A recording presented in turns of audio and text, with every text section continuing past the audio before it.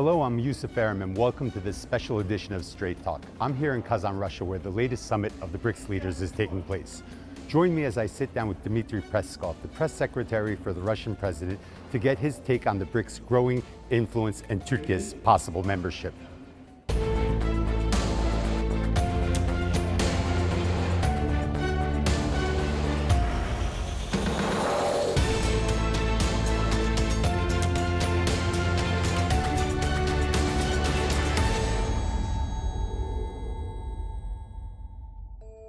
First formed back in 2009, the BRICS had humble beginnings as an informal club of like-minded nations looking to bring more balance and fairness to the world.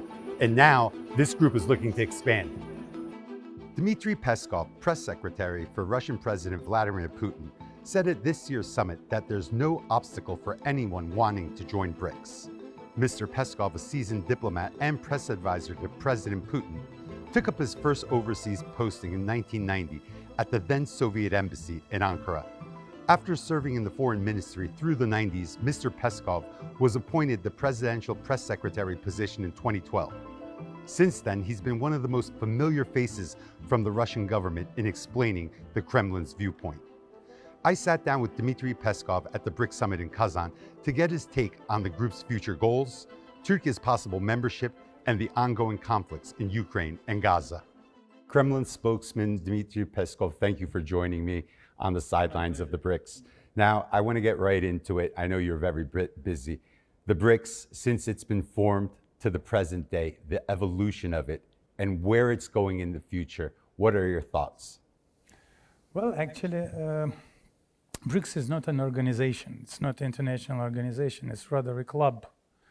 A club that unites countries sharing the same values, sharing the same vision of the model of development, sharing the same understanding of necessity of taking into account each other's concern, of creating favorable conditions for each other's national interests, thus tending to act jointly and to create joint platforms for cooperation. Because BRICS, if you pay attention to that, it doesn't have any uniting documents, obligatory documents, like charter or whatever. So, and that's, to great extent, that's a privilege of BRICS, because it unites countries with the relevant political will. So it started like quite a humble initiative of Russia, India, and China. So it was RIC, then it was Brazil, it was BRIC, then it was South Africa, it was BRICS, and now we have about 30 states who are showing interest towards joining BRICS, towards joining the process, towards diving into atmosphere of cooperation of BRICS. Do you think that flexibility that you talked about, that there's no uniting documents, is what makes it attractive to other members, especially with the BRICS Plus? At this stage, yes. At this stage, yes, because BRICS,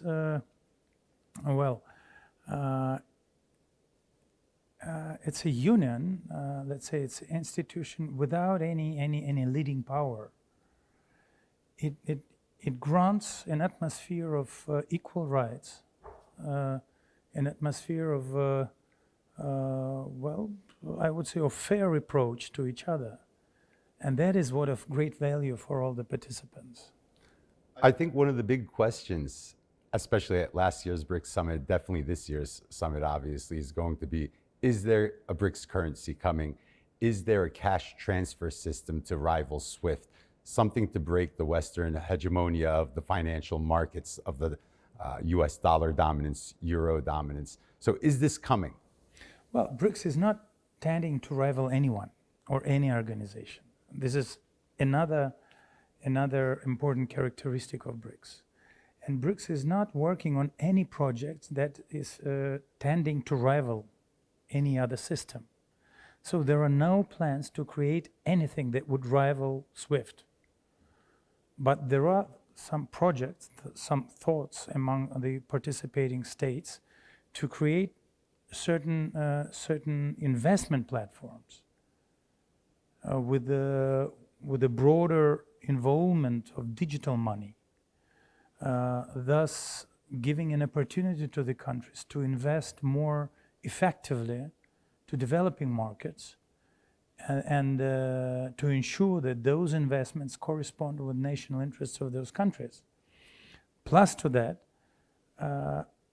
countries that are participating in BRICS, they tend to use more and more national currencies in their bilateral and multilateral trade interactions.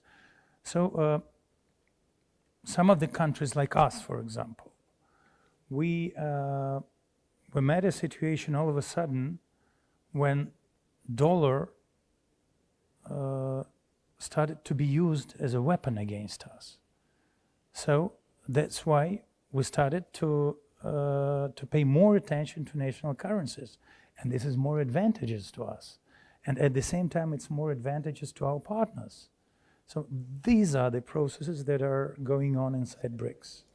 You said the dollar being used as a weapon, and obviously it's against Russia, it's been used as a weapon against China, it's been used as a weapon against Iran, even against Turkey.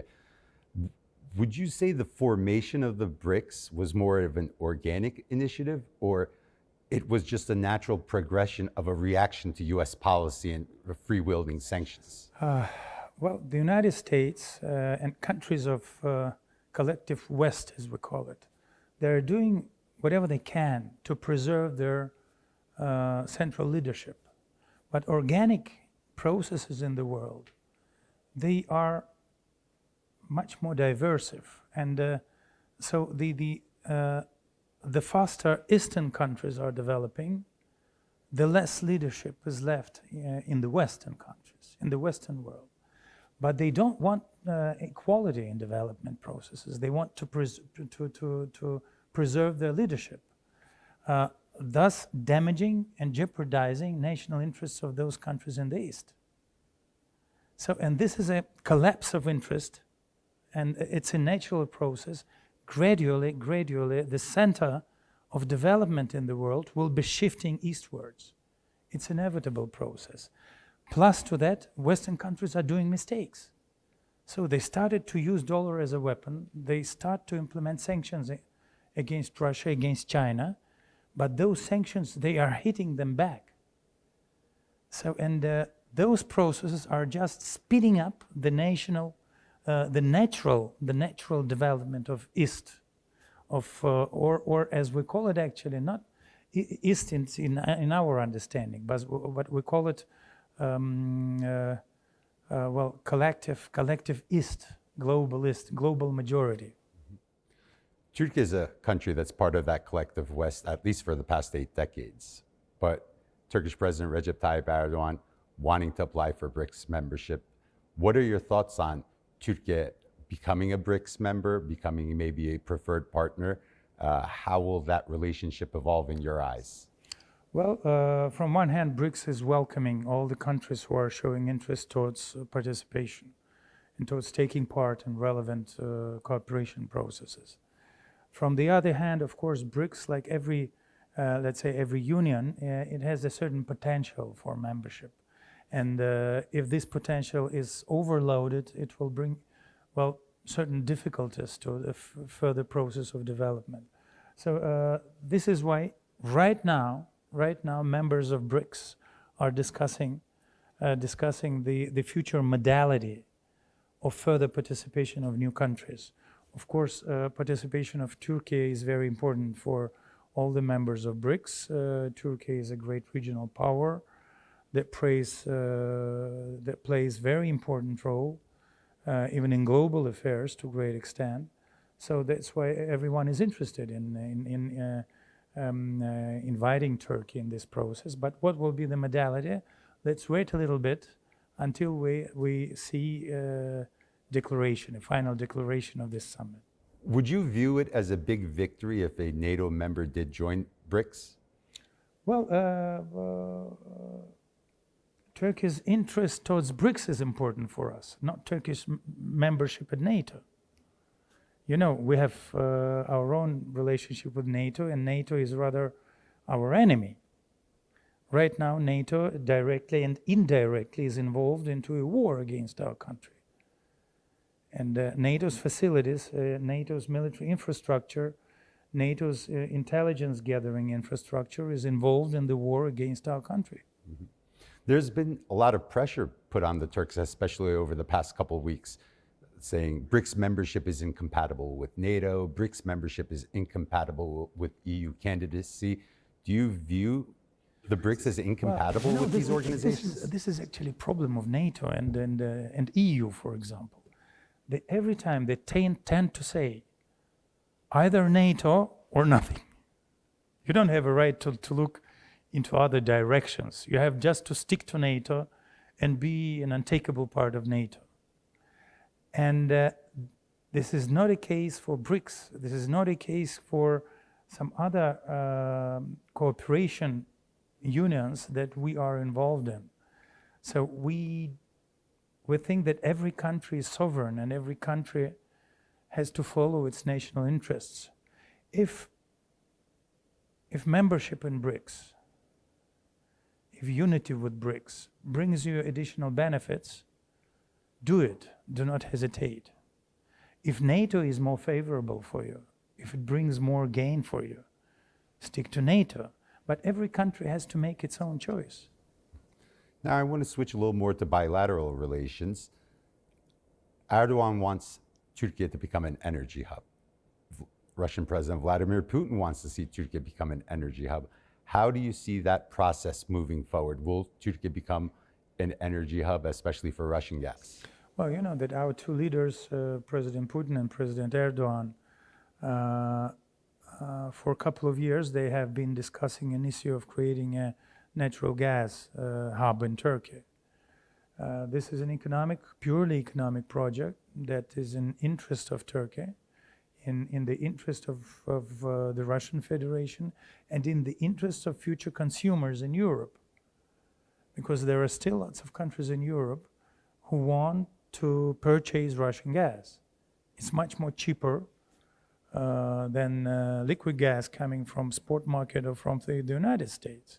It's twice cheaper, and it's more reliable source. So that's why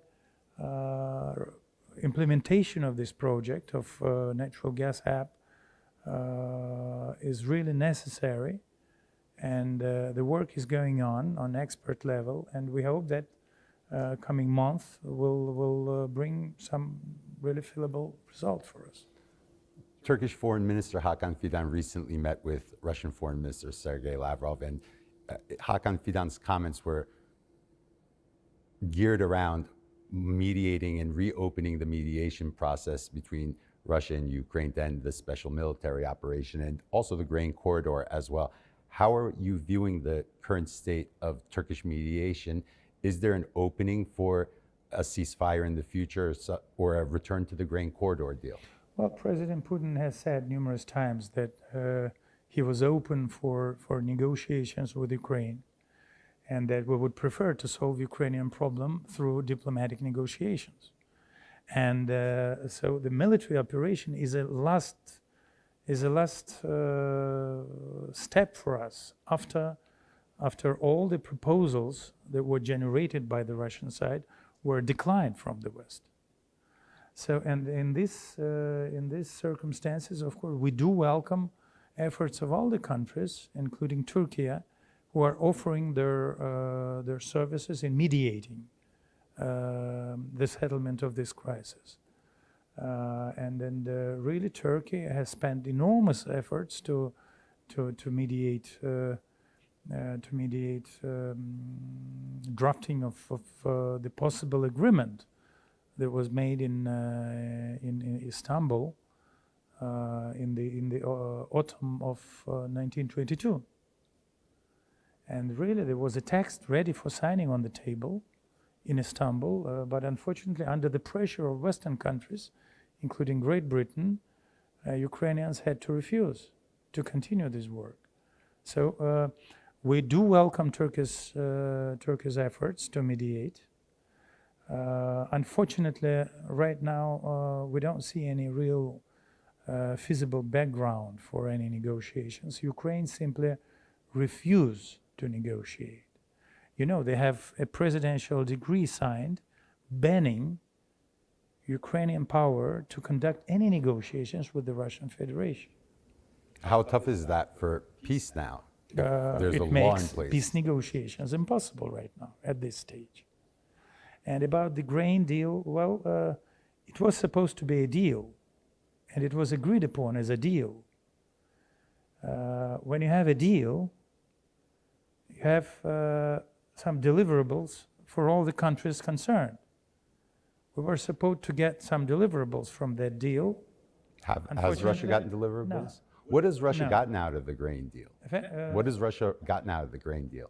Well, we were supposed to have some banking services for grain deals reopened and that were shut down under sanctions, and then so on and so forth. But all of that was refused by the United States at the end, despite the fact that beforehand it was agreed upon. So that's why for us, that deal was a fake at the end. We're closing in on the 3-year anniversary of the special military operation. And the geography, the map, at least, of the conflict hasn't really changed much of late. How do you view the current state of the conflict right now? Well, actually, what you can easily do, you can read some military experts from the Western countries, their analysis on the current state of affairs on the front line. And you will see that the dynamics is much more favorable for our military right now. So our dynamics for our military is quite positive. Operation is going on. They have lots of results. What is very important that we have organized a very, very stable process of military production. Our economy is working very fast, and we're producing necessary amount of all the armaments and ammunition for our military. So that provides us with the possibility to continue operation till reaching all our goals. There's been talk of supplying Ukraine with nuclear weapons. What would Russia's reaction be to that type of delivery or that type of Well, there was a statement by our president and by our foreign ministry, and also our statements from Kremlin that, well, of course, we consider it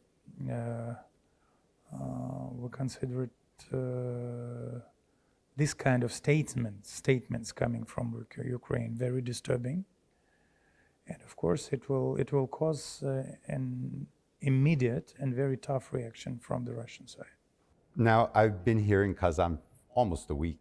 I visited Moscow since the special military operation started, other Russian cities as well. And in the West, they talk about devastating sanctions. For me, at least as a visitor, besides not being able to use a credit card and having to pay cash, I don't really see much of a difference. How devastating have sanctions been? Because I don't see much of a difference in daily Russian life. Well, the government's economic politics proved to be quite effective.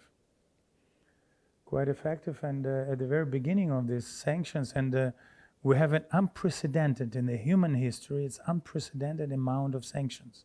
It's tens of thousands of sanctions against personalities, against companies, against state companies, state sectors of economy, and so on and so forth. They're all active. But despite that, our economy is working very fast. So we are increasing the share of our economy in global stake. We are increasing the living standards of our population gradually and very fast.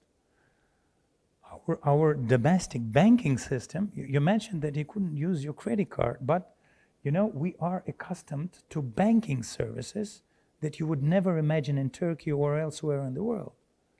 It's the most developed banking system in the world that we have here. So would you say sanctions have strengthened or at least made it more resilient? Exactly. This is the point. So we learned how to take advantage of these sanctions.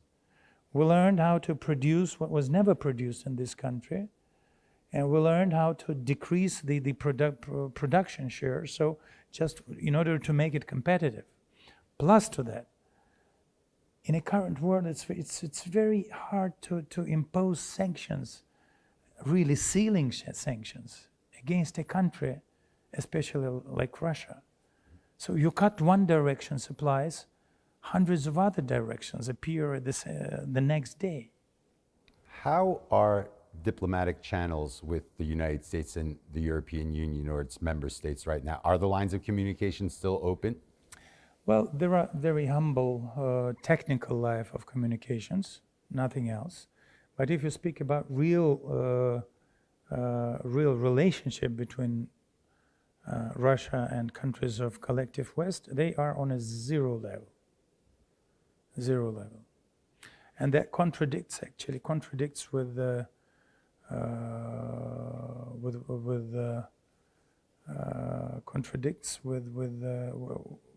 with the reality, because the reality, full of challenges, demands that we conduct a dialogue in order to answer those challenges. But unfortunately, we don't have this opportunity. Russian President Vladimir Putin once said, US presidents sometimes come with the best intentions until they're elected, and then men in black suits come and everything's the same. Now, presidential candidate, former President Donald Trump has said that, I will end the war in Russia. Do you feel that he has the capacity diplomatically to be able to end this war if he's elected? Well, I don't think that there is a single hub that will cure this disease.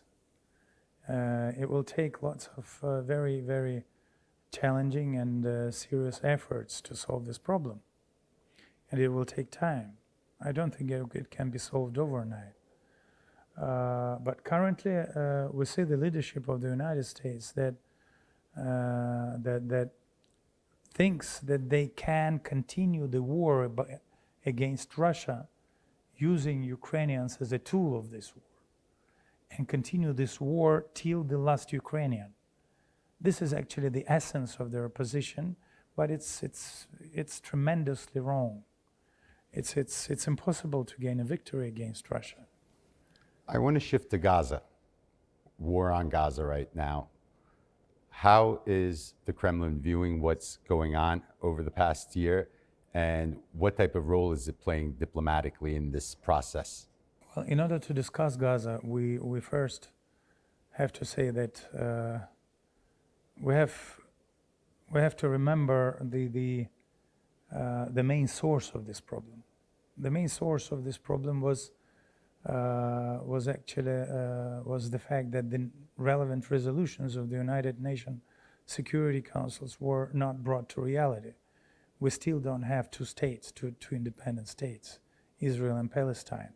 And this is the only way of solution of the problem, is to create those two independent states and to assure the feasible conditions, the viable conditions of those states. This is number one. Plus, we had a Middle East quartet working on solution of the problem, but then there were attempts by the United States to monopolize all the efforts of the settlement. And this monopolization didn't give us a feasible result. To the contrary, it brought us to a situation where we saw more terrorism coming from inside of that region.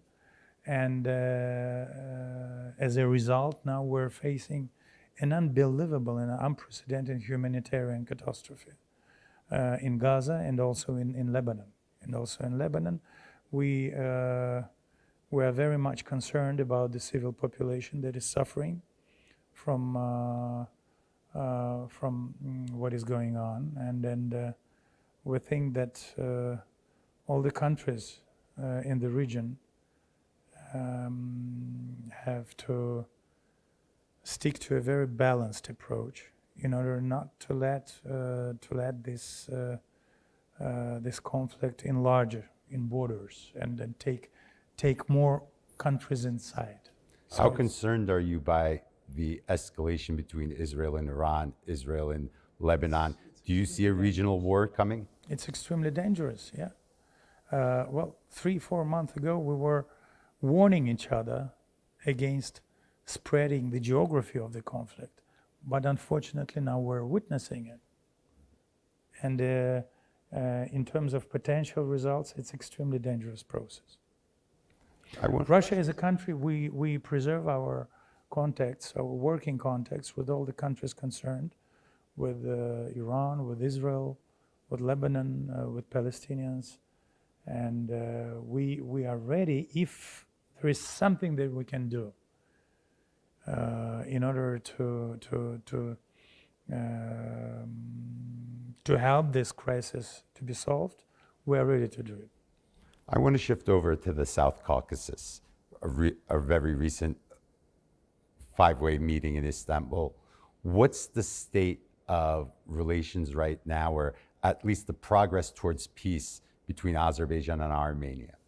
Well, two countries are working on the text of an agreement.